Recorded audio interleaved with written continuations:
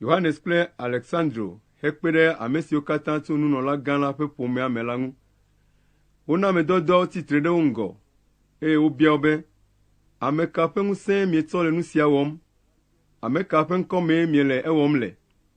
Gbɔgbɔ kɔkɔe la yɔ Petro taŋ, eye wòɖo eŋu na wo be, dziɖulawo kple dumegãwo, nenye nu nyui si miewɔ na tekunɔ aɖe, si ŋuti miele gbe biam mi le, be aleke wɔ ŋutsu sia haya mahã la, ekema mi katã misee, ne Israel dukɔ blibo la nanya be Yesu Kristo Nazaretitɔ, ame si mieklã ɖe ati ŋu, ke Mawu fɔe ɖe tsitre tso ame kukuwo dome la die wòto, be ame sia haya le tsitre ɖe mia ŋkume afii. Yesu siae nye kpe si mi xɔtulawo miegbe, ke wòva zu dzogoedzikpe. Yesu megbe la, ame bubu aɖeke mexɔ ame ɖe agbe o, eye amegbetɔ aɖeke mele anyigba dzi si dzi miato akpɔ agbexɔxɔ o. Azɔ la, ameawo ƒe mo wɔ yaa, elabena wokpɔ be togbɔ be Petro kple Yohanes menya agbalẽ o, eye womexɔ hehe tɔxɛ aɖeke o hã la, woƒo nu kple kakanɛdzi, eye wokpɔe dze si be wonɔ Yesu yome. Ke esi wokpɔ ame si ŋu woda gbe le, wòle tsitre ɖe Petro kple Yohanes gbɔ la, womeganya nya si woagblɔ ɖe wo ŋu o. Ale wona wodo le takpeƒea, eye woyi aɖaŋu me. Wogblɔ be, aleke míawɔ ame siawoe? Edze ƒãa na Yerusalem nɔlawo katã be wowɔ nukunu gã ɖe towo dzi, eye míawo míate ŋu agblɔ be mele eme o. Ke be nya sia nagakaka ɖe dzi aɖo ame bubuwo hã gbɔ o ta la, mina míade vɔvɔ̃ lãme na wo, agblɔ be womegaƒo nu na ame aɖeke le ame sia ƒe ŋkɔ me o. Ale woyɔ wo vɛ hede se na wo be womegakpɔ mɔ aƒo nu alo afia nu le Yesu ƒe ŋkɔ me akpɔ gbeɖe o. Ke Petro kple Yohanes ɖo eŋu na wo be, mia ŋutɔwo miebu ŋu kpɔ be kae dzɔ le Mawu ŋkume be míawɔ? Miawo míaɖo toe loo alo Mawu míaɖo toea? Míawo ya nu si míekpɔ kple nu si míese la míate ŋu agbe nuƒoƒo le ŋu. Ameawo katã le Mawu kafum le nu si dzɔ la ta, eya ta womenya ale si woawɔ ahe to na ame dɔdɔawo o. Ale wogado vɔvɔ̃ na wo ɖe dzi, eye woɖe asi le wo ŋu. Ame si woyɔ dɔe le nukunu sia me la xɔ ƒe wu 40.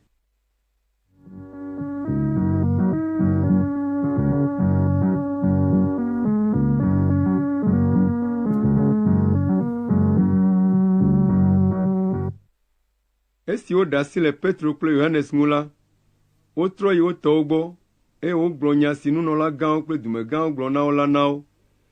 Esi wo tɔawo se nya la, wo katã woƒo nu kple gbe ɖeka na Mawu be, Aƒetɔ Mawu, wòe wɔ dziƒo, anyigba, atsiaƒu kple nu siwo katã le wo me. Wòe to Gbɔgbɔ Kɔkɔe la dzi na mía tɔgbui David ƒo nu be, nu ka ta trɔ̃subɔlawo dze agbo, eye dukɔwo le tame bum dzodzro?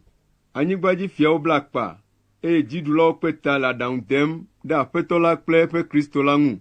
Nyateƒe, Herodes kple Ponto Pilato wɔ ɖeka kple ame siwo menye Yudatɔwo kple Israelvi siwo le du sia me, eye wotso ɖe wò dɔla kɔkɔe Yesu, ame si nèsi ami na la ŋu.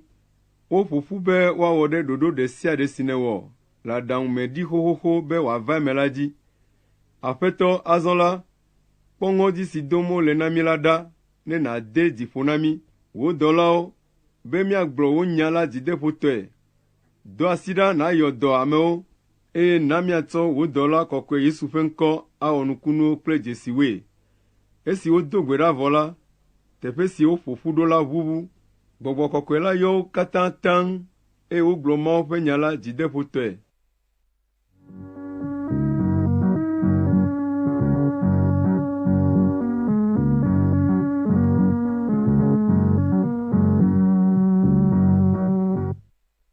Le ɣeyiɣi sia me la, xɔsetɔwo katã ƒe susu le ɖeka, eye wowɔa nu abe ame ɖeka ene. Wo dometɔ aɖeke megabu nu si nye etɔ la be enye ye ɖeka tɔ o, ke boŋ nu sia nu si nye wo dometɔ aɖe tɔ la zu hamenu na wo. Ame dɔdɔwo ɖi ɖase kple ŋusẽ blibo be Aƒetɔ Yesu tsitre tso ame kukuwo dome nyateƒe, eye Mawu ve wo katã nu ŋutɔ. Hiãtɔ aɖeke menɔ wo dome o, elabena wo dome ame siwo si anyigba kple xɔwo le la dzra wo, eye wotsɔ ga si wokpɔ la vɛ na ame dɔdɔawo. Woma ga la na ame sia ame ɖe eƒe hiahiã nu. Ale Levitɔ aɖe si ŋkɔe nye Yosef ame si wodzi le Kipro, eye ame dɔdɔwo na ŋkɔe be Barnabas si gɔmee nye dzideƒonamela la dzra eƒe anyigba, eye wòtsɔ ga la vɛ na ame dɔdɔawo.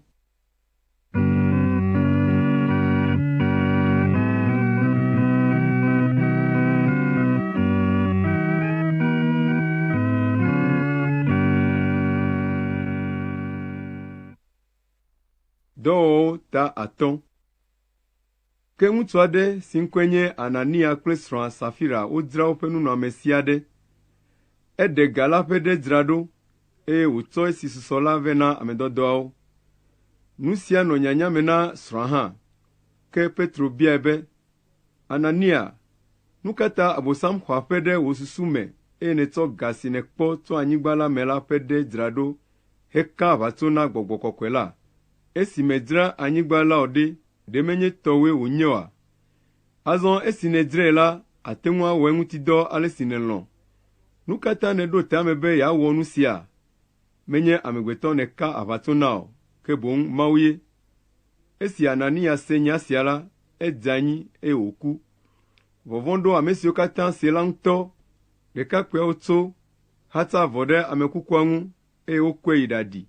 Abe gaƒoƒo 3 megbe ene la, srɔ̃a va do, eye mese nya si dzɔ va yi la o. Petro biae be, ga home siae mia kple srɔ̃wò miexɔ ɖe anyigba si miedzra la taa? Gblɔe nam. Nyɔnua ɖo eŋu be, eyae.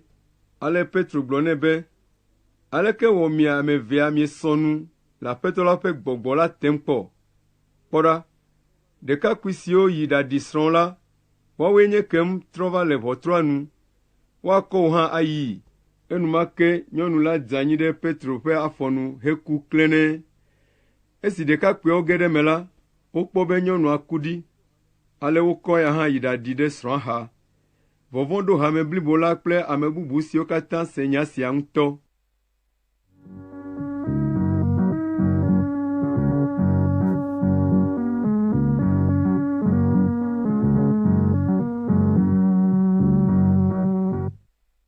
Woto ame dɔdɔwo dzi wɔ dzesi kple nukunu geɖewo le dukɔ la dome. Xɔsetɔwo katã kpe ata ɖe Salomo ƒe akpata la me. Togbɔ be ame bubuawo bua wo ŋutɔ hã la, womedo dzi ge ɖe wo dome o. Ke ŋutsu kple nyɔnu geɖe wu gaxɔ Aƒetɔ la dzi se, eye wova le gegem ɖe ha la me. Esia na be amewo kɔ woƒe dɔnɔwo ɖe abatiwo kple abawo dzi, do ɖe ablɔ me, be ne Petro va yina la, eƒe vɔvɔli teti nadze dɔnɔawo dzi. Du siwo ƒo xlã Yerusalem menɔlawo hã kɔ woƒe dɔnɔwo kple ame siwo gbɔgbɔ makɔmakɔ le fu ɖem na la vɛ, eye woda gbe le wo katã ŋu.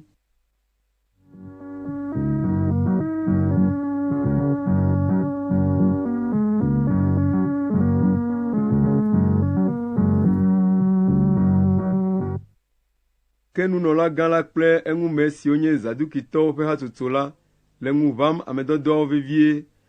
Wolé ame dɔdɔawo, eye wokplɔ wo de dukɔa ƒe gaxɔ me. Ke le zã me la, Aƒetɔ la ƒe mawudɔla aɖe va ʋu ʋɔa na wo, kplɔ wo do goe, eye wogblɔ na wo be, midzo yi ɖatsi tre ɖe Mawuxɔ la me, eye miagblɔ agbe yeye sia ŋu nya na amewo katã. Esi ame dɔdɔawo se nya sia la, woge ɖe Mawuxɔ la me fɔŋli, eye wofia nu ameawo. Azɔ esi nunɔlagã la kple eŋumewo va la, woyɔ aɖaŋudelawo kple ametsitsiwo siwo le Israel la vɛ. Wodɔ amewo ɖo ɖe gaxɔa me be woakplɔ ame dɔdɔawo vɛ. Ke esi ameawo de la, womekpɔ ame dɔdɔawo le gaxɔa me o. Wotrɔ va gblɔ be, esi míede la, míekpɔ gaxɔa ƒe ʋɔwo le tutu pɛpɛpɛ, eye dzɔlawo hã nɔ ŋu, le tsitre ɖe agboa nu. Ke esi míeʋu ʋɔawo la, míekpɔ ame aɖeke le xɔa me o. Azɔ esi mawuxɔdzikpɔlawo ƒe amegã kple nunɔlagãwo se nya sia la, wotɔtɔ ale gbegbe, eye wonɔ tame bum le nu si ava dzɔ emegbe la ŋu. Ke ame aɖe va gblɔ na wo be, ame siwo mielé de gaxɔ me la, woawoe nye kem le Mawuxɔ la me hele nu fiam amewo.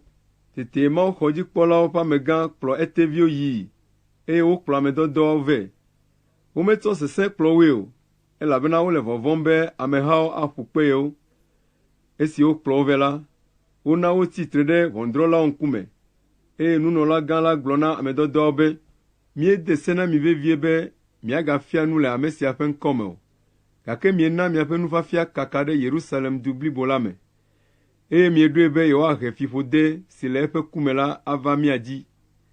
Ke Petro kple ame dɔdɔ bubuawo ɖo eŋu be, Mawue wòle be míaɖo toe, ke menye amegbetɔwo o. Yesu, ame si mieklã ɖe ati ŋu hewu la, mía tɔgbuiwo ƒe Mawu la fɔe ɖe tsitre tso ame kukuwo dome. Mawu doe ɖe dzi hedee ɖe ya ŋutɔ ƒe nuɖusime, be wòanye kplɔla kple xɔla, ale be wòana Israel dukɔa natrɔ dzi me, eye woatsɔ woƒe nu vɔ̃wo ake wo. Míawo kple Gbɔgbɔ Kɔkɔe si Mawu na ame siwo ɖoa toe lae nye nya sia ŋutiɖaseɖilawo. Esi ʋɔnudrɔ̃lawo se nya sia le ame dɔdɔwo nu la, wodo dziku eye wodi be yewoawu wo. Ke ŋutsu aɖe nɔ ʋɔnudrɔ̃lawo dome. Enye Farisitɔ kple sefiala si dukɔ blibo la buna. Eŋkɔe nye Gamaliel. Ame sia tsitre eye wòbia be woakplɔ ame dɔdɔawo adoe vie. Egblɔ na ame siwo le ʋɔnudrɔ̃ƒea azɔ be, mía tɔ Israeltɔwo, mikpɔ nyuie le nu si miedi be yewoawɔ ame siawo la ŋu. Ɣeyiɣi aɖewoe nye si va yi la, Teuda va do, be ame tɔxɛ aɖe yenye, eye ame abe 400 sɔŋ ene dze eyome. Wowui, ke ame siwo katã edze eyome la ka hlẽ, eye nya si wòtsɔ vɛ la meva zu naneke o.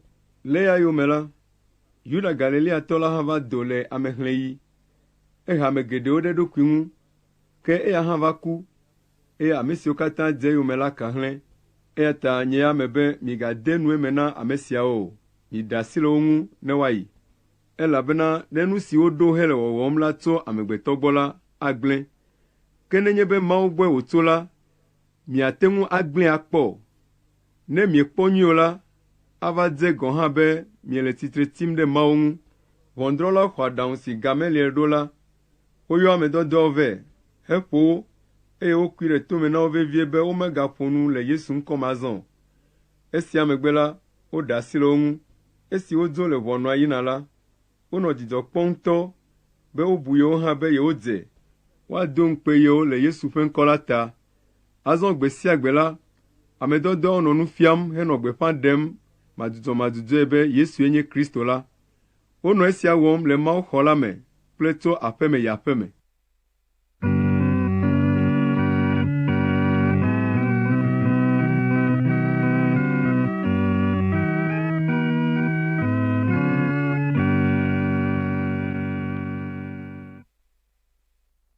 Dɔwɔwɔ ta ade. Le ɣeyiɣi siawo me la, nusrɔ̃lawo va nɔ agbɔ sɔm ɖe edzi. Ale xɔsetɔ siwo gblɔa hela gbe la liliʋiliʋi be, ne Hebritɔwo le nu siwo ŋu dɔ wɔna gbe sia gbe la mam la, wotsɔa yewoƒe ahosiwo ɖi. Esia ta ame dɔdɔ 12 yɔ nusrɔ̃lawo katã ƒoƒu gblɔ na wo be, masɔ be míagblẽ mawunyagbɔgblɔ ɖi aɖanɔ nuɖuɖu mam o. Eya ta, nɔviwo, mitia ame 7 siwo dzi mieka ɖo, ame siwo me Gbɔgbɔ Kɔkɔe la le, eye wonye nunyalawo la tso mia dome. Míatsɔ aɖo dɔ sia nu. Esia ana be míawo míavo ɖe gbedodoɖa kple mawunyagbɔgblɔ ŋu koŋ. Nya la dze ameha blibo la ŋu. Ale wotia ame siawo: Stefano, ame si si xɔse le, eye Gbɔgbɔ Kɔkɔe la yɔe taŋ; Filipo, Prokoro, Nikanora, Timona, Parmena kple Nikolao, ame si nye trɔ̃subɔla zu Yudatɔ tso Antioxia. Woɖe ame tiatia siawo fia ame dɔdɔawo, eye woawo do gbe ɖa hede asi ɖe wo dzi. Mawu ƒe nya la va keke ta ɖe dzi. Nusrɔ̃la siwo le Yerusalem la ƒe xlẽme dzi ɖe dzi fũu, eye nunɔla geɖewo hã va le xɔse la me ɖom.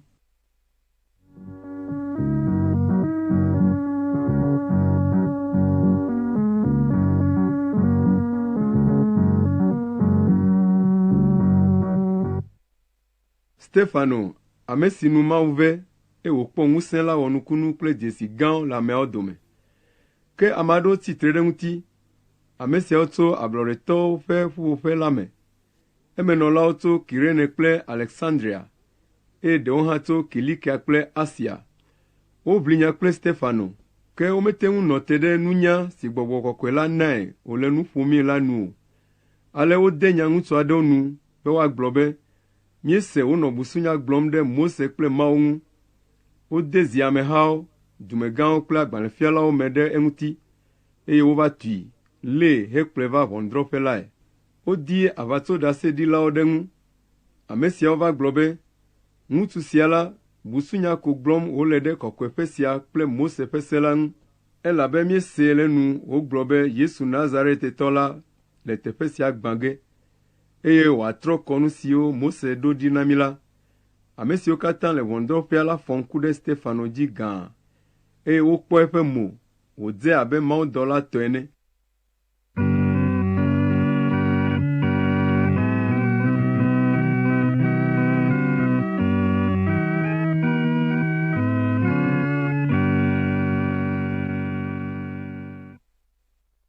Dɔwɔwɔ ta adre. Nunɔlagã la bia Stefano be, nya siawo le emea? Stefano ɖo eŋu be, nɔvinyewo kple fofonyewo, misee ɖa. Hafi mía tɔgbui Abraham naʋu aɖanɔ Haran la, Mawu ŋutikɔkɔetɔ la ɖe eɖokui fiae le Mesopotamia.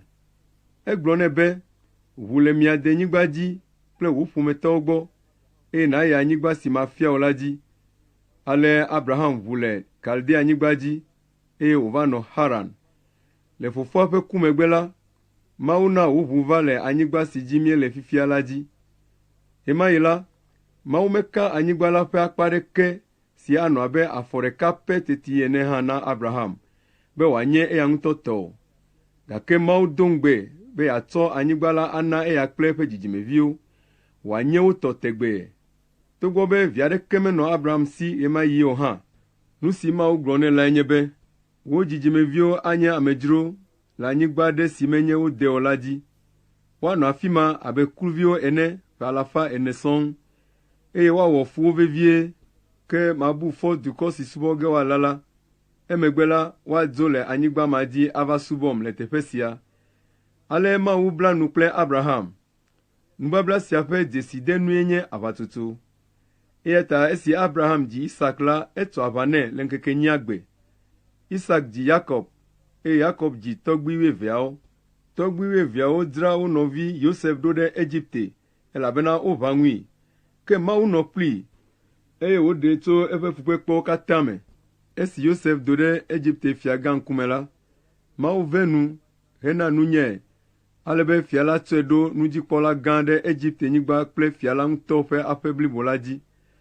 Azɔ la, dɔ va to le Egipte kple Kananyigbawo dzi, eye wòhe fukpekpe geɖe vɛ, ale be mía tɔgbuiwo mekpɔ naneke aɖu o.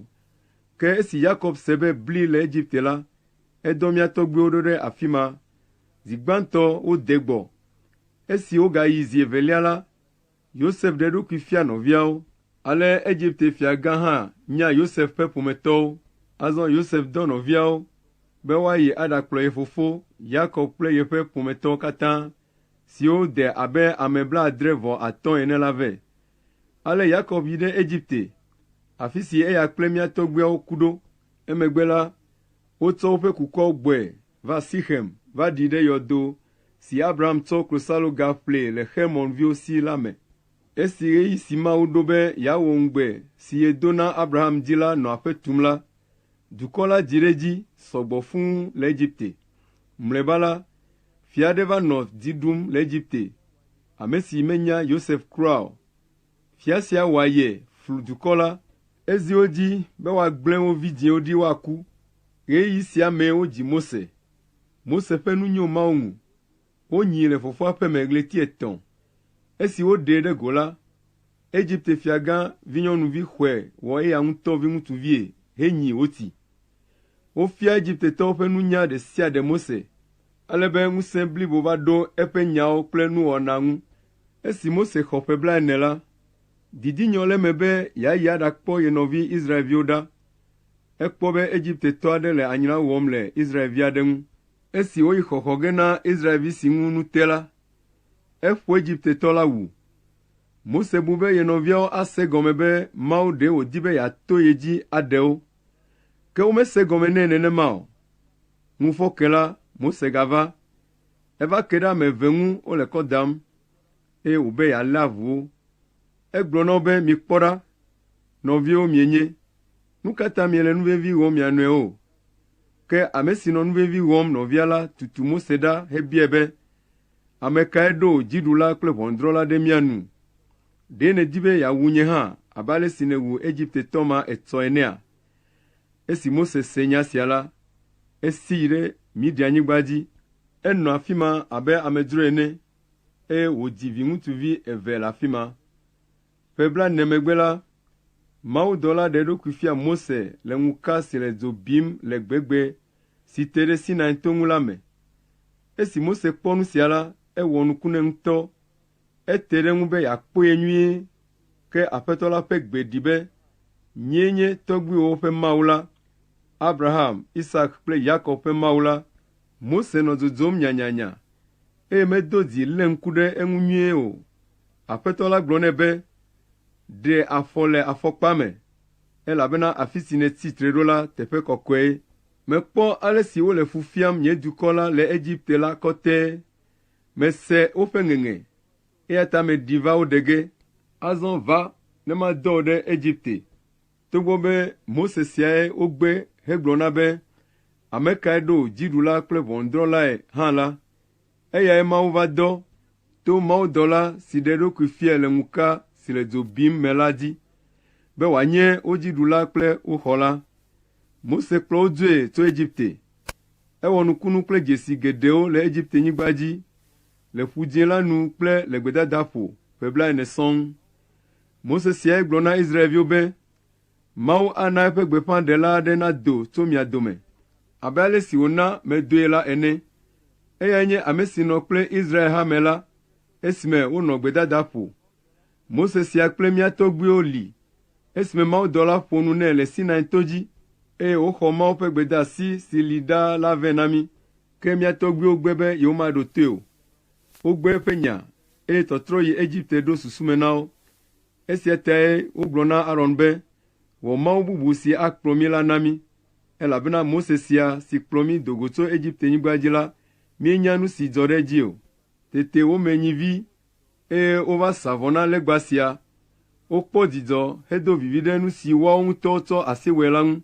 Ke Mawu gbugbɔ le wo yome, eye wòtsɔ wo de asi be woasubɔ dziŋgɔlimenuwo abe ale si eƒe gbeƒãɖelawo ŋlɔe ɖi ene be, O Israel dukɔ, nyee miewu lãwo hesa vɔ na le ƒe 40 me le gbedadaƒoa. Menye Mawu Molok ƒe nɔƒe kple Romfa ƒe ɣletivi ƒe nɔnɔme miewɔ hesubɔa. Eya ta mana miayi aɖanɔ ame bubuwo ƒe anyigba dzi le keke Babilonia godo ke. Agbadɔ si ɖoa ŋkue dzi na mía tɔgbuiwo be Mawu li kpli wo la nɔ wo si le gbedadaƒo. Nɔnɔme si me Mawu fia Mose be wòawɔe ɖo la nu tututue wowɔe ɖo. Agbadɔ sia si mía tɔgbuiwo xɔ tso wo fofowo gbɔ la, nɔ wo si esime Yosua nɔ wo kplɔm, eye woxɔ dukɔ siwo Mawu nya ɖa le wo ŋgɔ la ƒe anyigba. Enɔ wo dome va se ɖe David ŋɔli. David ƒe nu dze Mawu ŋu, eya ta ebia Mawu be wòaɖe mɔ na ye, yeawɔ nɔƒe na Yakob ƒe Mawu la, eye Salomo ye va tu xɔ la nɛ.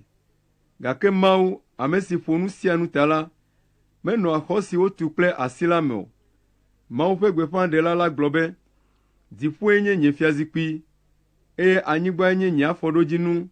Aƒetɔ la be, xɔ ka tututue miate ŋu atu nam, alo afi ka mate ŋu anɔ agbɔ ɖe me? Ɖe menye nye ŋutɔe tsɔ nye asi wɔ nu siawo katãe oa? Tomesesẽtɔwo, miaƒe dziwo metrɔ ɖe Mawu ŋu kpɔ, eye miaƒe towo meʋu ne Mawu ƒe nyawo nage ɖe wo me kpɔ. Mietsitre ɖe Gbɔgbɔ Kɔkɔe la ŋu. Nu si mia tɔgbuiwo wɔ va yi la, eya tututu wɔ miawo hã miele. Mawu ƒe gbeƒãɖela ka yome mia tɔgbuiwo meti o. Wowu ame siwo do ŋgɔ va ɖe gbeƒã be dzɔdzɔetɔ la gbɔna la, eye miawo hã miede dzɔdzɔetɔ la asi hewui. Mi ame siwo xɔ se la tso mawudɔlawo gbɔ vɛ la, boŋ yegbe be yewomawɔ ɖe sea dzi o.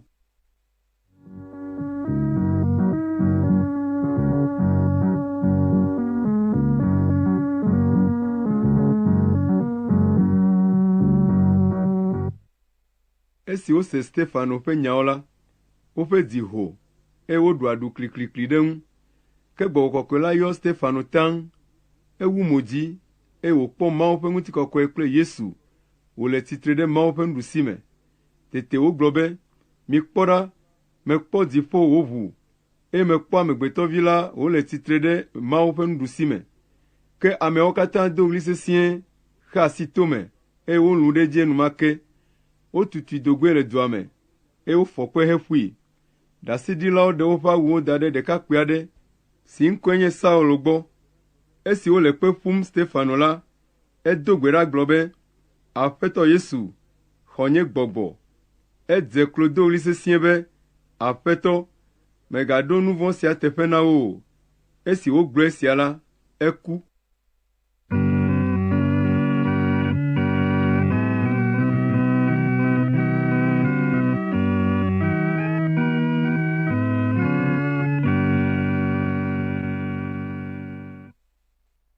Dɔwɔwɔ ta enyi. Ke Sɔl ɖe Stefano wu dzi. Gbe ma gbe ke wodze hametɔ siwo le Yerusalem la yome titi gɔme. Ale hametɔwo katã ka hlẽ ɖe Yudea kple Samaria nutoawo me, negbe ame dɔdɔawo ko. Ke mawuvɔ̃la aɖewo va kɔ Stefano ƒe kukua yi ɖaɖi, eye wofae vevie. Azɔ Sɔl de asi hame la gbagba me. Etsana tso aƒe me yi aƒe me, eye wohea ŋutsuwo kple nyɔnuwo siaa yina ɖadea gaxɔ me.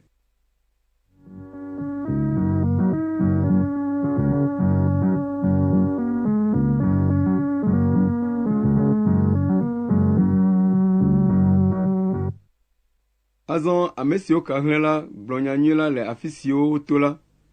Filipo yi ɖe Samariatɔwo ƒe du aɖe me, eye woɖe gbeƒã Kristo la na wo. Esi ameha la se eƒe nyawo, eye wokpɔ dzesi siwo wòwɔ la, wo katã woxɔ eƒe nya la, elabena gbɔgbɔ vɔ̃wo do go tso ame siwo me wole la kple ɣli. Lãmetututɔwo haya, eye tekunɔwo zɔ azɔli. Ale duametɔwo katã kpɔ dzidzɔ ŋutɔ. Ŋutsu aɖe nɔ dua me si ŋkɔe nye Simon.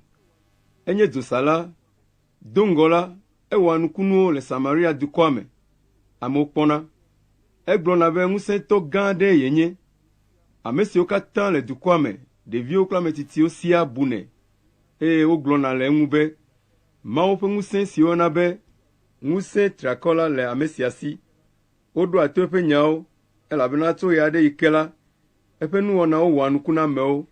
Ke esi Filipo va gblɔ nyanyui la na wo tso Mawu ƒe fiaɖuɖu kple Yesu Kristo ƒe ŋkɔ ŋu, eye woxɔe se ko la, wode mawutsi ta na wo dome ame geɖe, ŋutsuwo kple nyɔnuwo siaa. Simon ŋutɔ hã xɔe se, eye wode mawutsi ta nɛ. Wodze Filipo yome. Esi wòkpɔ dzesi kple nukunu gã siwo le me vam la, ewɔ nuku nɛ ŋutɔ. Azɔ esi ame dɔdɔwo se le Yerusalem be Samariatɔwo xɔ Mawu ƒe nya la, woɖo Petro kple Yohanes ɖe wo gbɔ. Esi woɖo afi ma la, wodo gbe ɖa ɖe xɔsetɔwo ta be ne woaxɔ Gbɔgbɔ Kɔkɔe la. Togbɔ be wode mawutsi ta na wo ɖe Aƒetɔ Yesu ƒe ŋkɔ me hã la, womexɔ Gbɔgbɔ Kɔkɔe la haɖe o. Ale Petro kple Yohanes da asi ɖe ame siawo dzi, eye woxɔ Gbɔgbɔ Kɔkɔe la. Simon de dzesii be asi ko ame dɔdɔawo da ɖe xɔsetɔawo dzi, eye woxɔ Gbɔgbɔ Kɔkɔe la. Eya ta etsɔ ga home aɖe na Petro kple Yohanes hegblɔ be, mitsɔ ŋusẽ sia na nye hã, ale be ame si dzi mada asi ɖo la, eya hã naxɔ Gbɔgbɔ Kɔkɔe la. Ke Petro ɖo ŋu nɛ be, ne ɖi mia kple wò ga la ŋu, ɖe nebu be yeaƒle Mawu ƒe nunana la kple ga. Wɔƒe aɖeke meli na o le subɔsubɔdɔ sia me kpli mí o, eye gome aɖeke hã meli na kpɔ, elabena wò dzime mekɔ le Mawu gbɔ o. Eya ta ɖe asi le susu vɔ̃ɖi si ɖo ta me na wò la ŋu, eye nàɖe kuku na Aƒetɔ la, ɖewohĩ atsɔ wò dzimesusu la ake o. Mekpɔ be ele ŋu ʋãm vevie, eye nèzu nu vɔ̃ ƒe kluvi. Simon ɖo ŋu na Petro kple Yohanes be, mido gbe ɖa na Aƒetɔ la ɖe tanye, ale be nu siwo miegblɔ la dometɔ aɖeke nagadzɔ ɖe dzinye o. Azɔ esi Petro kple Yohanes ɖi ɖase, eye wogblɔ Aƒetɔ la ƒe nya la vɔ la, wogbugbɔ yi Yerusalem, le gbeƒã ɖem nyanyui la le Samaria kɔƒe geɖewo me.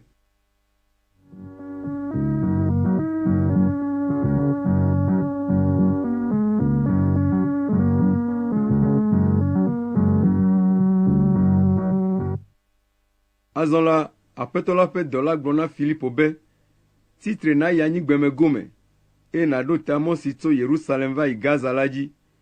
Mɔ sia to gbedada ƒo. Ale Filipo tso heyi.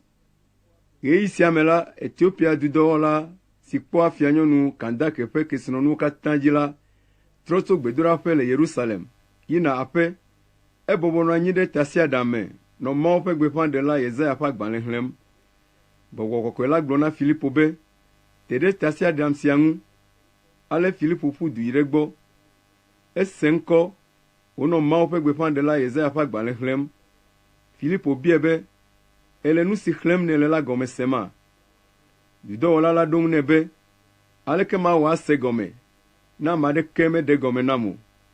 Ale wòbia tso Filipo si be wòage ɖe me ava nɔ ye xa.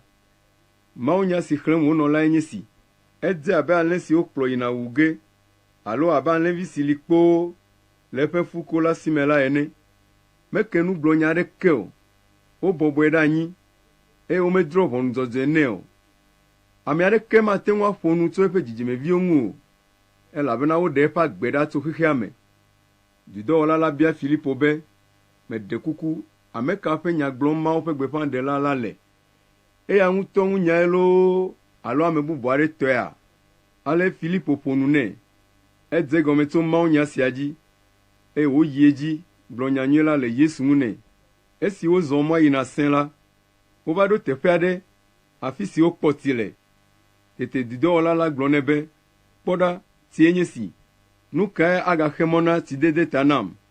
Enumake dudɔwɔla la ɖe gbe be tasiaɖam la netɔ. Esi wòtɔ la, Filipo kple ŋutsua ge ɖe tsia me, eye Filipo de mawutsi ta nɛ. Esi wodo le tsia me la, Aƒetɔ la ƒe gbɔgbɔ la kplɔ Filipo dzoe, eye dudɔwɔla la megakpɔe o.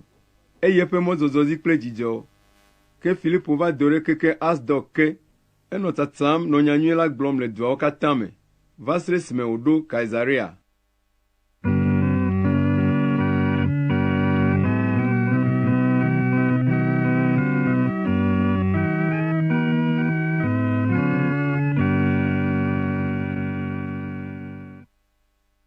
Dɔwɔwɔwo ta 90. Ɣeyiɣi sia me la, Saul ganɔ ŋɔdzi dom na Aƒetɔ la ƒe nusrɔ̃lawo kokoko be yeawu wo. Eyi nunɔlagã la gbɔ, eye wòbiae be woaŋlɔ agbalẽ nae yeatsɔ ayi ɖe ƒuƒoƒe siwo le Damasko la. Ale be ne yeƒe asi su ame aɖe si le Aƒetɔ la ƒe mɔ la dzi la, yeablae akplɔe va Yerusalem. Eɖanye ŋutsu alo nyɔnuwo. Esi Saul le eƒe mɔzɔzɔ dzi gogo Damasko la, kekeli klẽ tso dziƒo ƒo xlãe. Edze anyi, eye wose gbe aɖe le gbɔgblɔm nɛ be, Saulo, Saulo, nu ka ta nèle yonyeme tim? Saul bia be, Aƒetɔ, wò ame kae? Gbe la ɖo eŋu be, nye Yesu ame si yome tim nèle lae, fɔ nàge ɖe dua me, eye woagblɔ nu si wole be nàwɔ la na wò.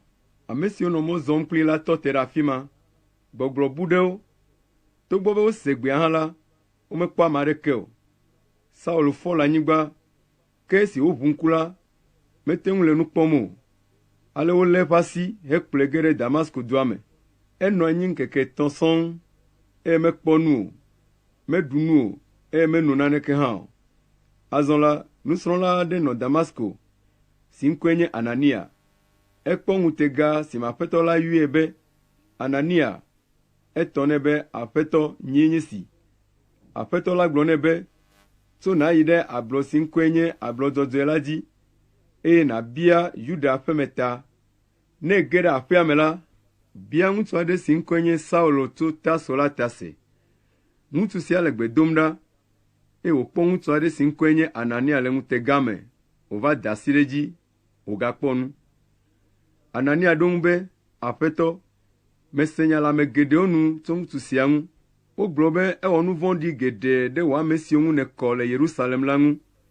Wobe exɔ ŋusẽ tso nunɔlagã siwo le Yerusalem la gbɔ, be yeava lé ame siwo katã subɔa wò le afi ma la. Ke Aƒetɔ la gblɔ nɛ be, heyi, elabe ɖe metia ame sia be wòanye ŋudɔwɔnu nam. Medi be wòana ame siwo menye Yudatɔwo o, fiawo kple Israel dukɔmetɔwo nanya nye ŋkɔ. Nye ŋutɔ mafia ale si gbegbe wole be wòakpe fu le nye ŋkɔ la ta lae. Ale Anania tso yi ɖage ɖe aƒe si me Saulo le la me.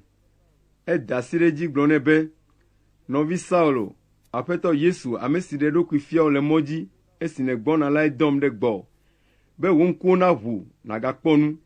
na xɔ gbɔgbɔ kɔkɔe la, enumake nane si le abe tro ene la ge le Saul ƒe ŋku dzi, wògakpɔ nu. Etitre, wode mawo tita nɛ, eɖu nu, wòkpɔ ŋusẽ.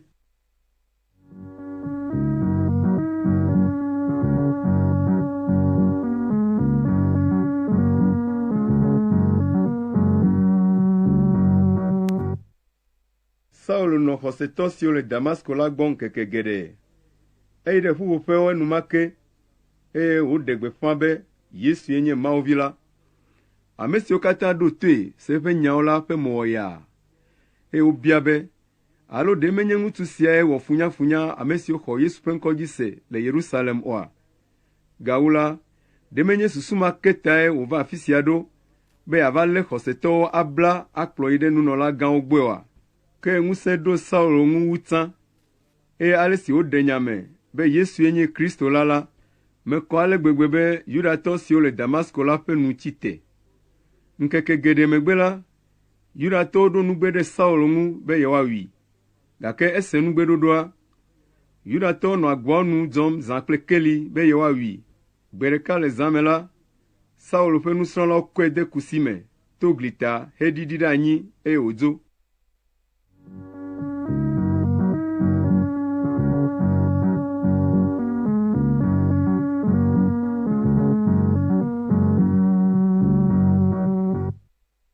Esi Saul va ɖo Yerusalem la, edi be yeage ɖe nusrɔ̃lawo dome, ke nusrɔ̃lawo katã nɔ vɔvɔ̃m nɛ, elabena womexɔ se be eya hã nye nusrɔ̃la o. Ke Barnaba kplɔe va ame dɔdɔawo gbɔe. Eƒo nu na wo le ale si Saul kpɔ Aƒetɔ la le mɔ dzi, eye Aƒetɔ la ƒo nu nɛ kple ale si wògblɔ mawunya vɔvɔ̃manɔmee le Damasko le Yesu ŋkɔ me la ŋu. Ale Saul hã ge ɖe wo dome le Yerusalem, eye wògblɔ mawunya vɔvɔ̃manɔmee le Aƒetɔ la ƒe ŋkɔ me. Edro nya me kple Yudatɔ siwo doa helagbe, ke wodi mɔnu le ŋu be yewoawui. Esi nɔviawo see la, wokplɔe yi ɖe Kaesarea, eye woɖoe ɖe Tarso tso afi ma. Azɔ la, hame siwo katã le Yudea, Galilea kple Samaria la ƒe tome fa, eye woti ɖe edzi. Wonɔ agbe ɖe Aƒetɔ la ƒe nya nu, eye wodzi ɖe edzi, elabena Gbɔgbɔ Kɔkɔe la na woƒe dzidzeme.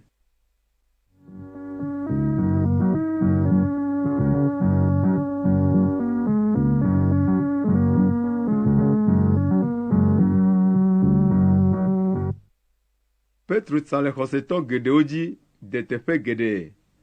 Eyi ɖe Lida hã be yeakpɔ ame siwo ŋuti wokɔ la ɖa le afi ma. Edo go lãmetututɔ aɖe si ŋkɔe nye Aenea. Ŋutsu sia nɔ dɔba dzi ƒe 8 sɔŋ. Tete Petro gblɔ nɛ be, Aenea, Yesu Kristo yɔ dɔ, titre nàɖo wòaba. Aenea titre enumake. Esi ame siwo katã le Lida kple Saron kpɔe la, woxɔ Aƒetɔ la dzi se. Nyɔnu nusrɔ̃la aɖe nɔ Yopa si ŋkɔe nye Tabita. Woyɔnɛ le helagbe me be Dorcas si gɔme nye zi. Ewɔ dɔ nyui geɖe, eye wònyo dɔme na hiãtɔwo. Eva dze dɔ, eye wòku. Esi wole ti nɛ vɔ la, wokɔe yi ɖamlɔ dziƒoxɔ dzi. Lida medidi tso Yopa gbɔ. Ale esi nusrɔ̃lawo se be Petro le Lida la, wodo ame eve ɖee gblɔ be, míeɖe kuku, tso kpla nàva kpɔ mí ɖa. Ale Petro tso heyi kple ame dɔdɔawo. Esi woɖo afi ma la, wokplɔ Petro yi ɖe dziƒoxɔa dzi. Ahosiwo katã va le tsitre ɖe Petro gbɔ le avi fam, eye wotsɔ awutewui kple awu siwo Tabita tɔ le eƒe agbenɔɣi la le fafiam. Petro na amewo katã do go le xɔa me. Edze klo hedo gbe ɖa. Etrɔ ɖe ame kukua gbɔ, yɔe gblɔ be, Tabita, titre. Tete nyɔnua ʋu ŋku. Esi wòkpɔ Petro la, efɔ bɔbɔ nɔ anyi. Petro de asi asime nɛ hekɔe wòtso ɖe tsitrenu. Eyɔ ame siwo ŋu wokɔ kple ahosi siwo le afi ma la vɛ, eye wòtsɔe de wo si agbagbe. Nya sia ɖi ho le Yopa, ale be ame geɖewo va xɔ Aƒetɔ la dzi se. Petro ti Yopa ŋkeke geɖe, eye wònɔ Simon lãgbalẽdɔwɔla la gbɔ.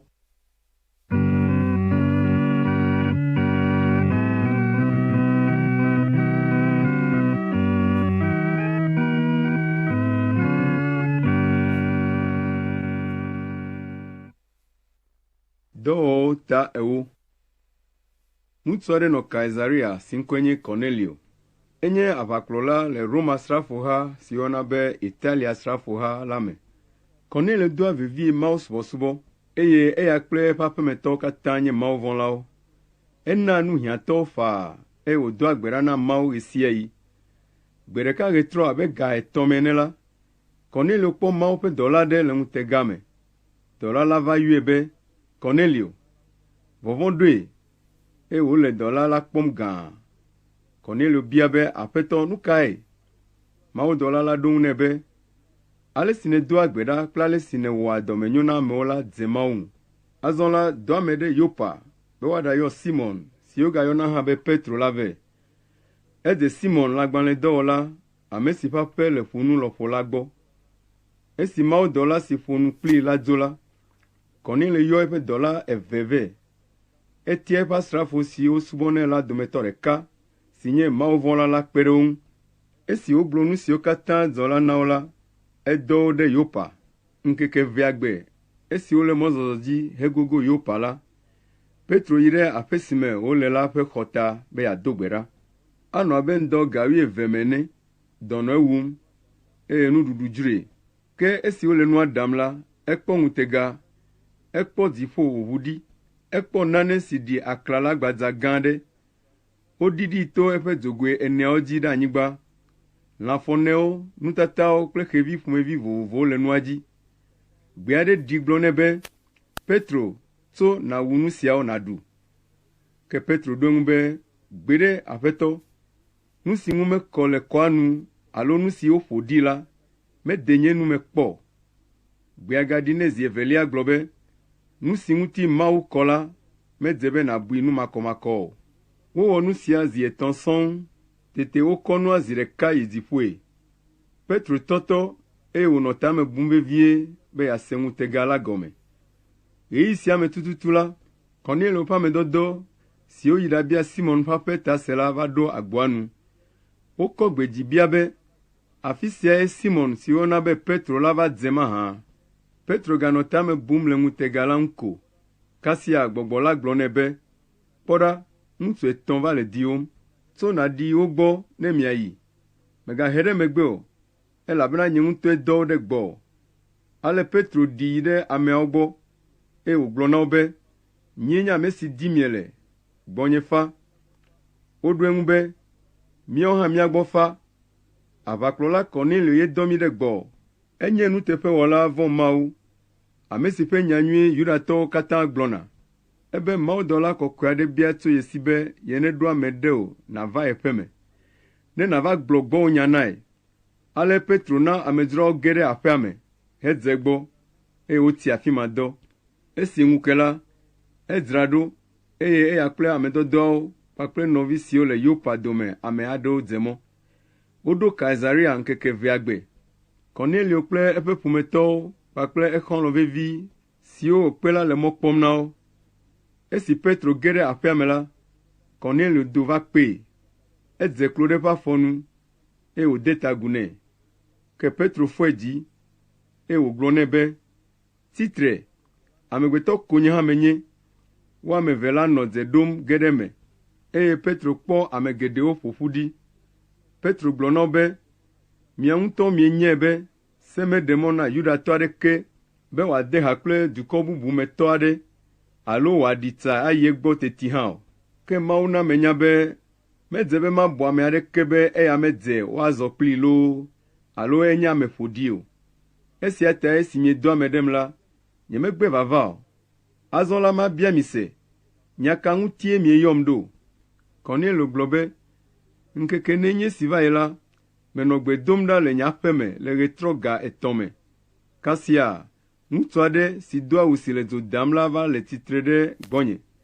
Egblɔ nam be, Cornelio, Mawu se wo gbedodoɖa, eye wòkpɔ ale si nèwɔa dɔmenyo na amewoe. Dɔ ame ɖe Yopa, ne woaɖayɔ Simɔn si wogayɔna hã be Petro la vɛ. Edze Simɔn lãgbalẽdɔwɔla, ame si ƒe aƒe le ƒunu lɔƒo la gbɔ. Ale medɔ ame ɖe wò enumake. Enyo ŋutɔ be nèva, mí katã míeƒo ƒu ɖe Mawu ŋkume afii, be míase nya si Aƒetɔ la de asi o, be nàgblɔ na mí la.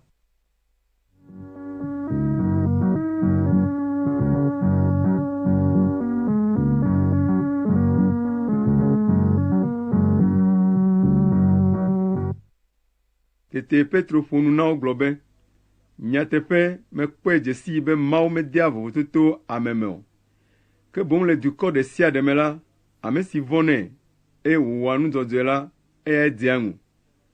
Mienya nya si wogblɔ ɖo ɖe Israel dukɔ la.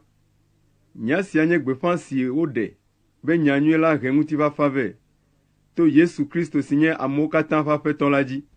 Woɖe gbeƒã nya la le Yudeanyigba katã dzi. Wodze gɔme tso Galilea esime Yohanes ɖe gbeƒã Mawu si de ta na ame vɔ megbe. Mienya be Mawu tsɔ Gbɔgbɔ Kɔkɔe kple ŋusẽ sia mi na Yesu Nazaretitɔ la. Mienya be etsa yi teƒe geɖe wɔ nyui na amewo eye woda gbe le ame siwo katã Abosam te ɖe anyi la ŋu. Elabena Mawu nɔ kplii. Nu siwo katã wòwɔ le Israel dukɔa me kple Yerusalem la, míawoe kpɔe teƒe kple ŋku, ke woklãe ɖe ati ŋu hewui. Gake Mawu fɔe ɖe tsitre le ŋkeke etɔ̃a gbe, eye wòɖee fia amewo. Menye ame sia ame kpɔe o, ke mí ame siwo Mawu tia be míanye ɖaseɖilawo la, míekpɔe. Esi wòfɔ tso ku me la, míawoe ɖu nu heno nu kplii. Egblɔ na mí be míaɖe gbeƒã nyanyuie la na amewo, eye míaɖi ɖase be Kristo nye ame si Mawu ɖo be wòava drɔ̃ ʋɔnu ame gbagbewo kple ame kukuwo siaa. Eya ŋue Mawu ƒe gbeƒãɖelawo katã ɖi ɖase le be, le eya ma ƒe ŋusẽ ta la, ame sia ame si xɔ edzi se la, woatsɔ eƒe nu vɔ̃wo akee.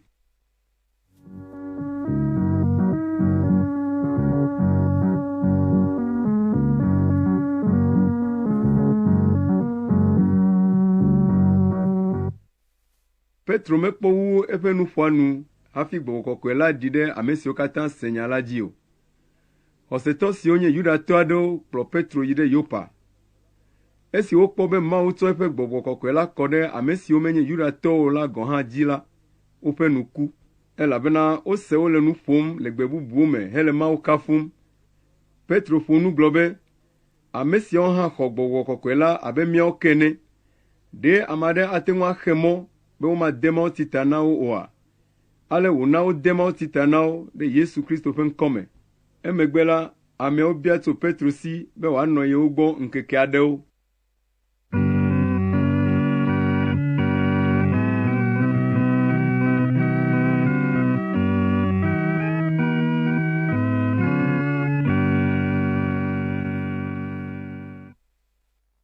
Dɔwɔwɔ tawi ɖeke.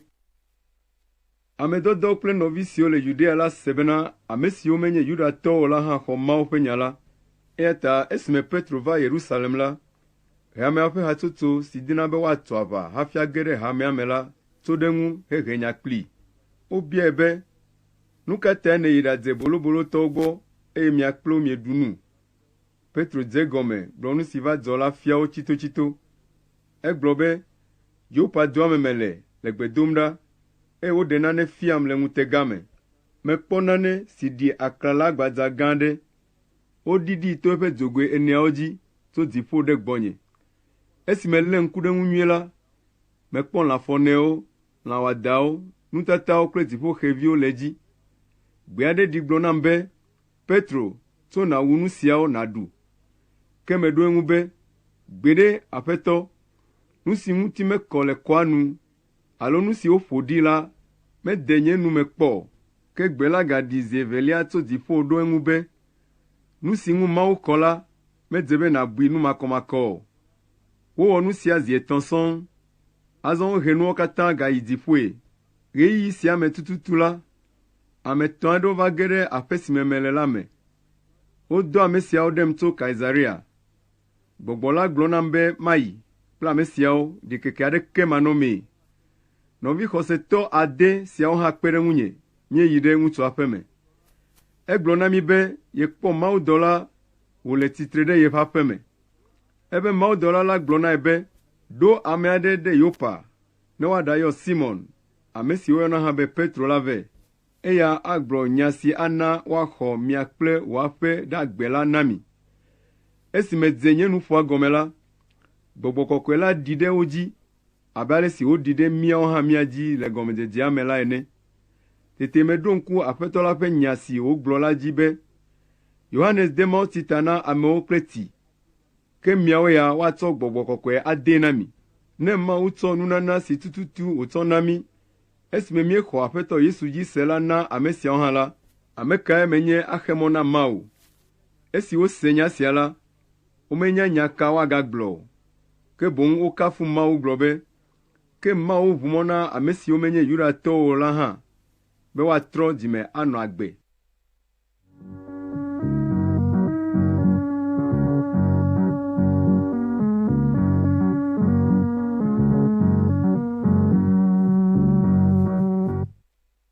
Le Stefano ƒe kumegbe la, woti xɔsetɔ yome vevie, ale wokaka do ɖe Fonisia, Kipro kple Antiochia henɔ nyanyui la gblɔm na Yudatɔwo ɖeɖe ko.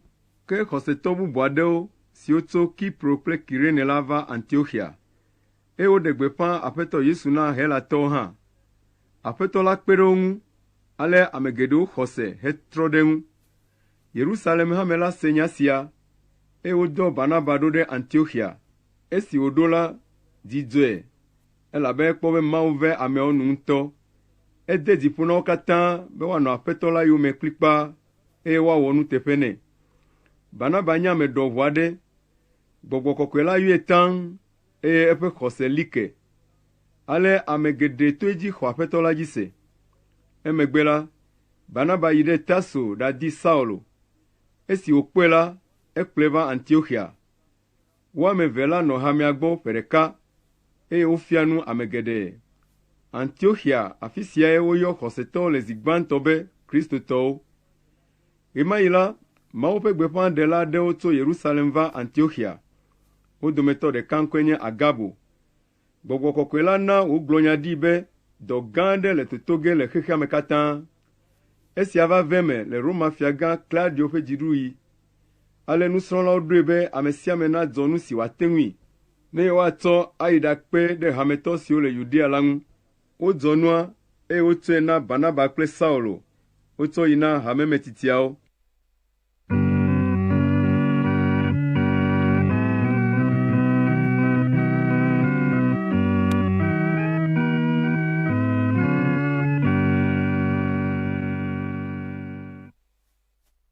Dɔwɔwɔ tawi eve. Ema yi lɔƒo la, Fia Herodes ti hametɔ aɖewo yome ŋɔdzitɔe. Ewu Yakobo, Yohanes nɔvi kple yi. Esi wòkpɔ be esia dze Yudatɔwo ŋu la, elé Petro hã. Amewo mavamava ŋkekenyui ɖu yie wòwɔ esia. Esi wòlée la, edee gaxɔ me. Ena asrafo 10 siwo le hatsotso 4 me la le Petro ŋu dzɔm. Herodes ɖoe be ne ŋutitoto ŋkekenyui la va yi vɔ la, ekema yeahee ɖe go adrɔ̃ ʋɔnui le dutoƒo. Ale Petro le gaxɔa me, ke hametɔwo nɔ gbe dom ɖa na Mawu vevie ɖe ta.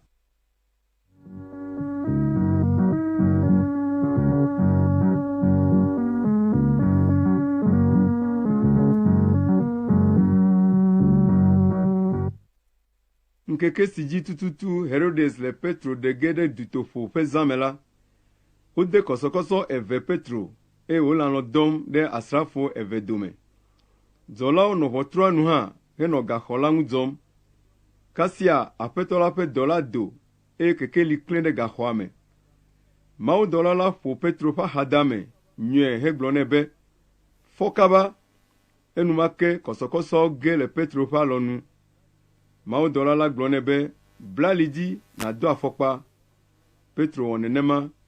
Mawudɔla la gagblɔ nɛ be, do wò awu ʋlaya nàdze yonyeme. Ale Petro kplɔe ɖo, eye wodo le gaxɔa me. Petro menya be nu si le eme vam to Mawudɔla la dzi la le dzɔdzɔm vavã o. Esi woto dzɔla gbãtɔwo kple eveliawo ŋu la, wova ɖo dua ƒe agbo si wowɔ kple gakpo la nu.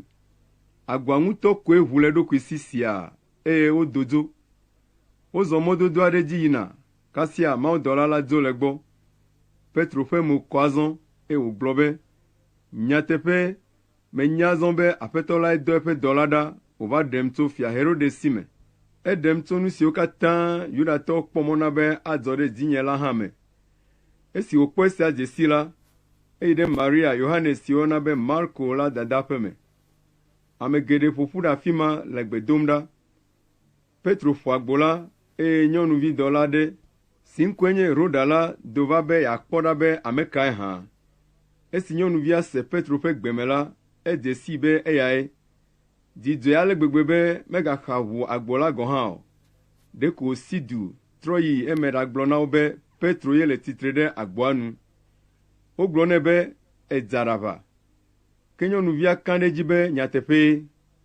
Ameawo gblɔ nɛ be ekem anye Petro ƒe mawudɔlae. Petro ganɔ agboa ƒoƒo dzi. Esi woʋui hekpɔ Petro la, woƒe nu ti te. Petro wɔ asi na wo be woazi ɖoɖoe. Emegbe la, eƒo nu na wo tso ale si Aƒetɔ la ɖee tso gaxɔa me la ŋu. Egblɔ na wo be miyi ɖagblɔ nya sia na Yakobo kple nɔvi bubuawo hã. Esia megbe la, Petro dzo le wo gbɔ yi ɖe teƒe bubu. Esi ŋu ke la, asrafowo tɔtɔ ŋutɔŋutɔ, elabena womenya nu si dzɔ ɖe Petro dzi o.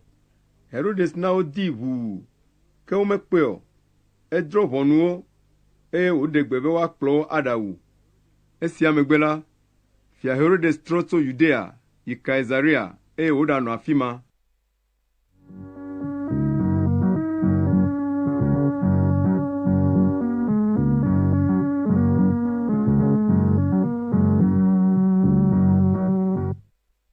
Gbe ɖeka la, Herodes do dɔmedzoe ɖe Tirotɔwo kple Zidontɔwo ŋu. Ale ameawo wɔ ɖeka va egbɔ. Gbã la, wokpɔ Blasto, ame si nye fia la ƒe nuwo dzi kpɔla la hebia tso esi be wòakpe ɖe yewo ŋu. Woyi ɖe fia la gbɔ azɔ hebia tomefafa, elabena Herodes ƒe dukɔ mee wokpɔa nuɖuɖu tso nɛ. Woɖo ŋkeke, eye gbe ma gbe la, Herodes do fiawu bɔbɔnɔ eƒe fiazikpui dzi, eye wòƒo nu na ameha blibo la. Ameawo do ɣli be Mawu ƒe gbee le ɖiɖim, menye amegbetɔ tɔe o. Enumake Aƒetɔ ƒe dɔla ƒo Herodes, elabena metsɔ bubu na Mawu o, ale wòdze nye heku. Ke Mawu ƒe nya la tsi ɖe edzi, eye wòkeke ta. Esi Barnaba kple Saulo wu dɔ si wode asi na wo la nu vɔ la, wokplɔ Yohanes si woyɔna be Marko la ɖe asi trɔ gbɔ tso Yerusalem.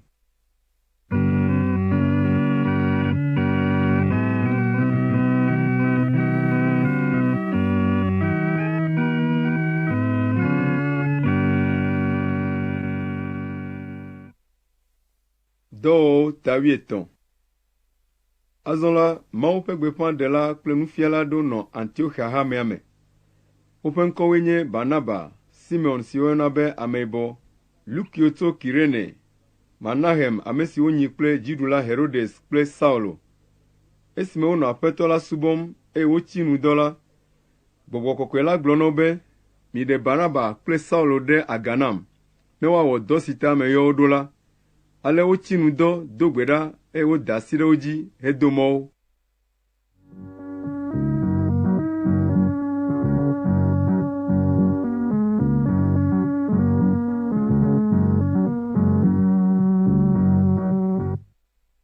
Gbɔgbɔ Kɔkɔe la fia mɔ Barnaba kple Saulo, eye woyi Selukia.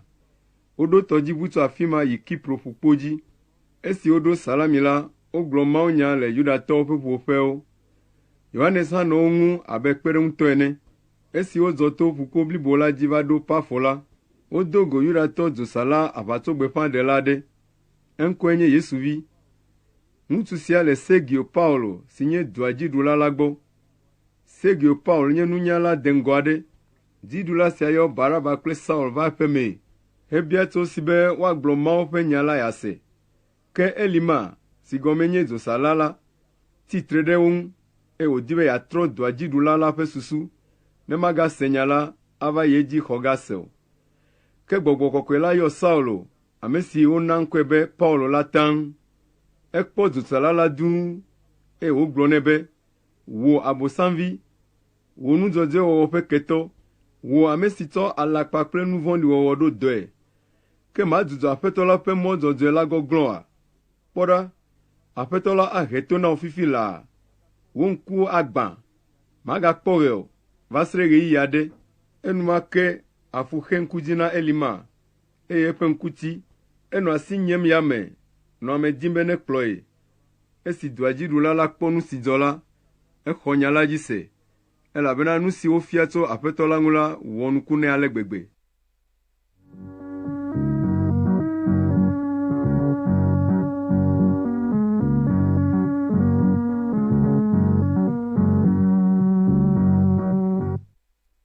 azɔ Paul kple etɔwo ɖo tɔdziʋu tso Pafo va ɖo Perge le Pamfilia. Ke Yohanes trɔ le wo yome gbugbɔ yi Yerusalem. Woyi mɔzɔzɔa dzi tso Perge va ɖo Antiochia si le Pisidia. Dzudzɔgbe la, woyi ɖe ƒuƒoƒe la, eye wobɔbɔ nɔ anyi. Esi ƒuƒoƒea nunɔlawo xlẽ nya tso Mose ƒe se la kple Mawu ƒe gbeƒãɖelawo ƒe agbalẽwo me vɔ la, woɖo ame ɖe Paul kple etɔwo be, nɔviwo, ne nuxlɔ̃amenya aɖe le mia si, miedi be yewoagblɔ na anyinɔƒea la, migblɔe faa. Ale Paul tsitre wɔ asi na ameawo hedze eƒe nuƒoa gɔme.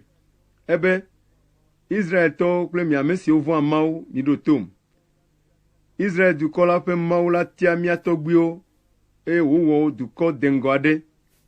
Esime wonɔ Egiptenyigba dzi, Mawu kplɔ wo kple eƒe ŋusẽ trakɔ la doe le Egipte. Ekpɔ wo ta henyi wo abe ƒe 40 sɔŋ ene le gbedadaƒo.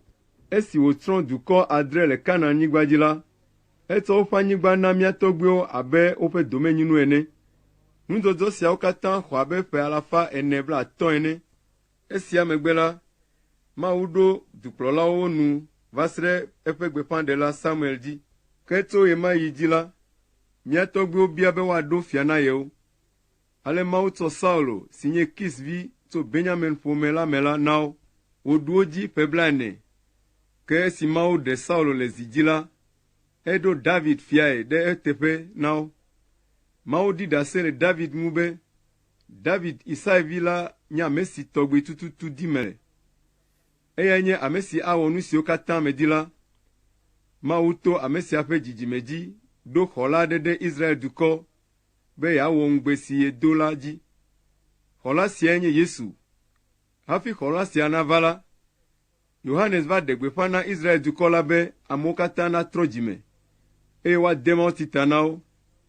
Esi wòsusɔ vie Yohanes nawu eƒe dɔ nu la, ebia be, ame kae miebu be menye? Menye nyee nye ame si miele mɔ kpɔm na la o. Gbeɖe, amea le megbenye gbɔna. Nyemedze aɖe eƒe afɔkpa gɔ̃ hã o. Nɔvinyewo, Abraham tɔgbuiyɔviwo kple mawuvɔ̃la siwo le mia dome, míawoe woɖo gbedeasi sia ɖo, be Mawu xɔ mí ɖe agbe. Ame siwo le Yerusalem kple wo dziɖulawo menya be xɔ la lae nye ma o.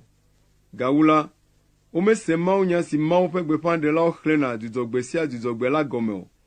Ale wobu fɔ xɔ la la. Esia wɔe be nu siwo woɖe gbeƒãe le xɔ la sia ŋu ɖi la va ve me. Togbɔ be womekpɔ nu si ta woatso kufia nɛ ɖo o hã la, wodi tso Pilato si be wòana woawui. Esi wowɔ nu sia nu si woŋlɔ ɖi tso eŋu la vɔ la, woɖee le ati la ŋu, eye woɖii. Ke Mawu fɔe ɖe tsitre tso ame kukuwo dome. Emegbe eɖe eɖokui fia ame siwo zɔ kplii tso Galilea va Yerusalem la ŋkeke geɖe.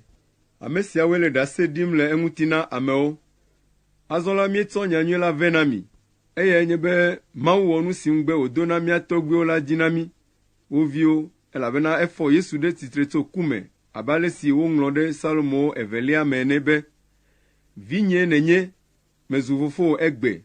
Ke esi Mawu fɔe ɖe tsitre tso ame kukuwo dome, eye eƒe ŋutilã manyunyɔ akpɔ la, egblɔ le eŋuti be, matsɔ yayra kɔkɔe si dzi meka ɖo na David la ayra o. Eya tae wògagblɔ le Salomo bubu me be, maɖe mɔ be wò dɔla kɔkɔe la nanyunyɔ o. Ke esi David wɔ ɖe Mawu ƒe ɖoɖo dzi wu enu vɔ, le ame siwo dome wodzɔ ɖo la, eku eye woɖii ɖe tɔgbuiawo dome, eye eƒe ŋutilã nyunyɔ. Ke ame si Mawu fɔ ɖe tsitre tso ame kukuwo dome ya la, menyunyɔ o. Eya ta nɔviwo, medi be mianye kɔtɛe be Yesu sia dzie woto le gbeƒã ɖem nuvɔ̃tsɔtsɔ ke. Ale ame sia ame si to edzi xɔse la, wotsɔ nu vɔ̃ siwo katã womate ŋu atsɔ ke le Mose ƒe sea nu la kee. Eya ta mikpɔ mia ɖokui dzi nyuie, ne menye nenema o la, nu siwo Mawu ƒe gbeƒãɖelawo ɖe gbeƒãe da ɖi la aɖi mia ŋu. Wogblɔ be, kpɔ ɖa, mi fewuɖulawo, miaƒe mo ne wɔ yaa, ne miatsrɔ̃, elabena nu siwo wɔm mele le mia ŋɔli la, ne ame aɖe ɖe eme na mi gɔ̃ hã la, miele xɔ ga se o. Esi Paulo kple Barnaba do yina la, ameawo bia tso wo si, be woagava ƒo nu na yewo le nu siawo ke ŋuti le dzudzɔgbe si dze ema yome. Esi ameawo do le takpeƒea la, Yudatɔ kple transport zu Yudatɔ siwo vɔ̃a Mawu la dze Paul kple Barnaba yome. Ame dɔdɔawo do ŋusẽ be womegaŋlɔ ale si Mawu ve wo nui la be o. Le dzudzɔgbe si dze ema yome la, duametɔwo katã kloe ƒoƒu be yewoase Mawu ƒe nya la. Esi Yudatɔwo kpɔ amehawo la, woʋã ŋu ame dɔdɔawo. Wogblɔ busunya tsitre ɖe nu siwo Paul gblɔ la ŋu. Tete Paulo kple Barnaba ƒo nu na wo vɔvɔ̃manɔmee be, miawo boŋ wodze be woagblɔ Mawu ƒe nya la na gbã hafi. Ke esi miebu mia ɖokui be yewomedze na agbe mavɔ ta la, mietrɔ ɖe ame siwo menye Yudatɔwo la gbɔ, elabena nenemae Aƒetɔ la ɖe gbe na mí be, meɖo wò anyi abe kekeli ene na ame siwo menye Yudatɔwo o. Ale be to dziwò la, woaxɔ ame sia ame ɖe agbe le afi sia afi. Esi ame siwo menye Yudatɔwo la se nya sia la, dzidzɔ eye wokafu Mawu ƒe nya la. Ale ame geɖe siwo Mawu tia ɖi na agbe mavɔ la xɔe se. Tete Aƒetɔ la ƒe nya la kaka ɖe nuto ma katã me. Ke Yudatɔwo na nyɔnu bubume siwo vɔ̃a Mawu la kple dumegãwo tso ɖe Paul kple Barnaba ŋu. Woti wo yome henyawo dzoe le woƒe nutoa me. Paul kple Barnaba ƒuƒu ke le afɔɖi tsɔ fia be yewotsitre ɖe ameawo ƒe nuwɔna ŋu. Eye wodzo yi Ikonio. Nusrɔ̃la siwo le afi ma la kpɔ dzidzɔ ŋutɔ, eye Gbɔgbɔ Kɔkɔe la yɔ wo taŋ.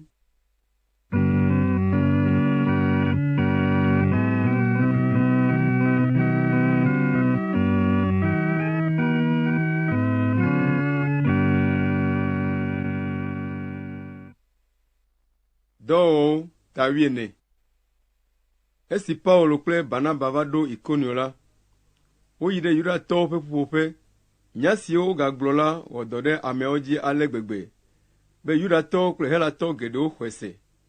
Ke Yudatɔ siwo gbe be yewomaxɔe se o la, gblẽ ame siwo menye Yudatɔwo la ƒe susu, ale be wotso ɖe xɔsetɔwo ŋu.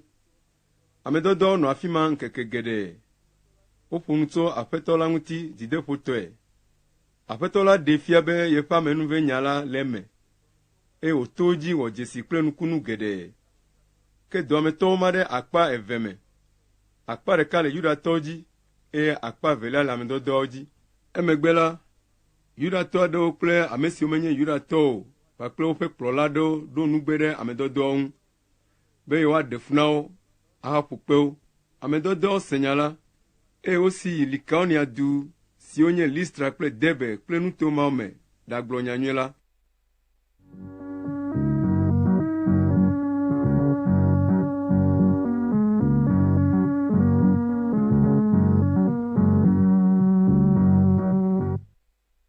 Azɔ la, ŋutsu aɖe le Listra si wodzi wònye tekunɔ, eye mezɔ azɔli kpɔ.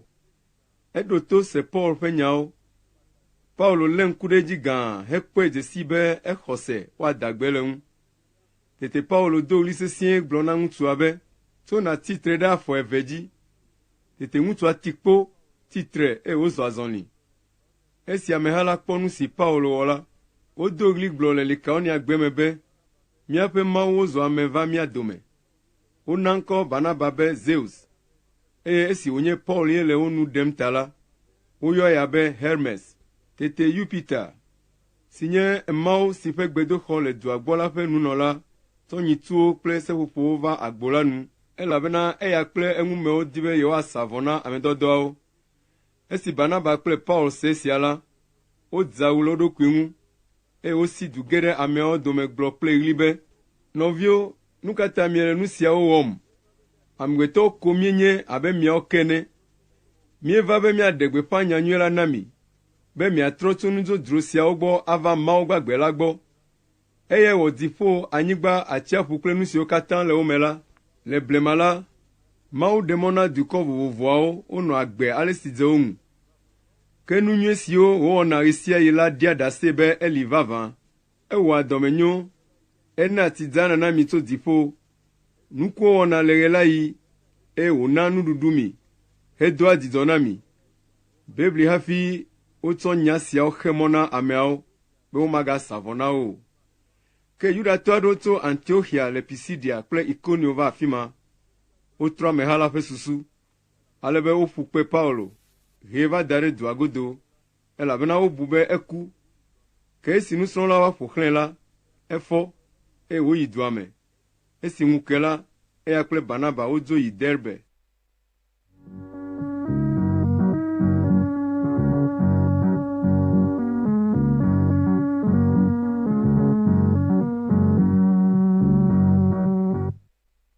Paulo kple Barnaba gblɔ nyanyui la le Derbe, eye ame geɖewo va zu woƒe nusrɔ̃lawo. Emegbe la, wogbugbɔ va to Listra kple Ikonio heva do ɖe Antiochia le Pisidia. Wodo ŋusẽ nusrɔ̃lawo, eye wode dzi ƒo na wo be woalé xɔse la me ɖe asi nyateƒetɔe kple nya siawo be ele na mí be míakpe fu geɖe hafi age ɖe Mawu ƒe fiaɖuɖu la me. Wotia hamemegãwo ɖe ha ɖe sia ɖe nu. Ame dɔdɔawo do gbe ɖa, ti nu dɔ, eye wotsɔ ame siawo de asi na Aƒetɔ si dzi woxɔ se la. Esia megbe la, woto Pisidia nuto me va do ɖe Pamfilia. Esi wogblɔ nya la le Perge la, woyi Atalia. Woɖo tɔdziʋu tso afi ma gbugbɔ va Antiochia le Siria. Afi sia wotsɔ ame dɔdɔ siawo de Mawu si me le gbã be wòave wo nu ne woaɖawɔ dɔ si nu wum wole la. Esi wova ɖo la, woƒo hametɔwo nu ƒu, eye woɖe gbeƒã nu siwo katã Mawu kpe ɖe wo ŋu wowɔ kple ale si wòʋu mɔ na ame siwo menye Yudatɔwo la hã, eye woxɔ se la na wo. Wonɔ nusrɔ̃la siwo le afi ma la gbɔ eteƒe didi.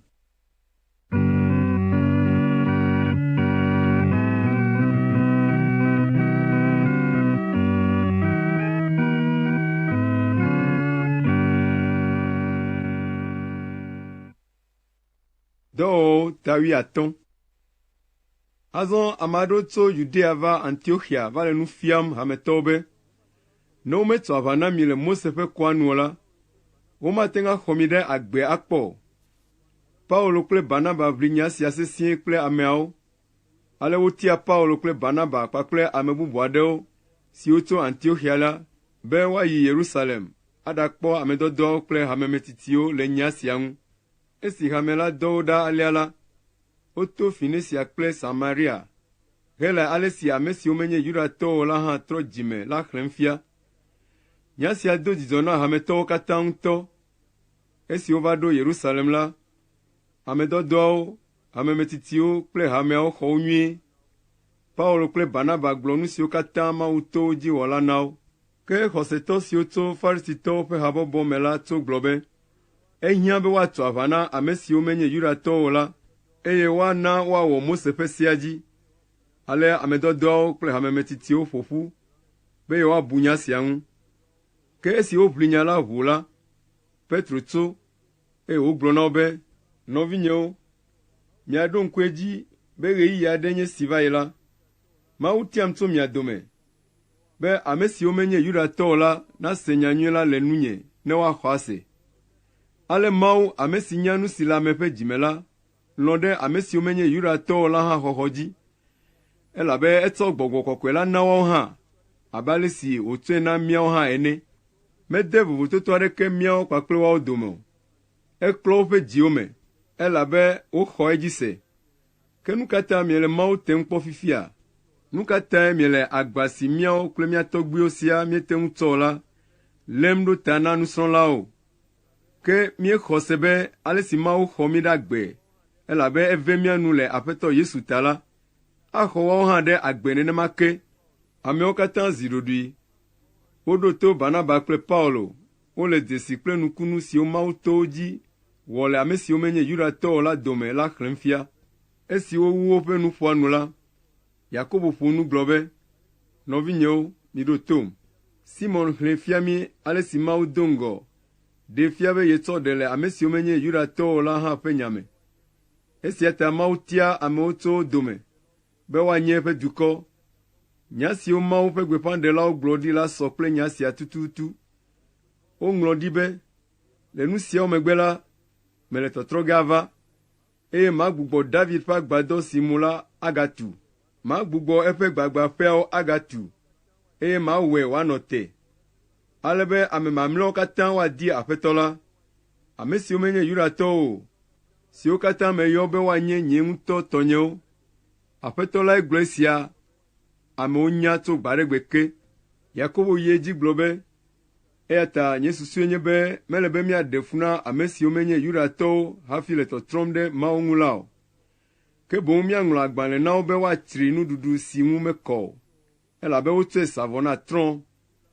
Woatsri ahasiwɔwɔ, woatsri lã si me ʋutsi la kple eʋuɖuɖu, elabena tso blema ke la, woɖea gbeƒã Mose ƒe se la le du sia du me, eye woxlẽnɛ le ƒuƒoƒewo Dzudzɔgbe ɖe sia ɖe.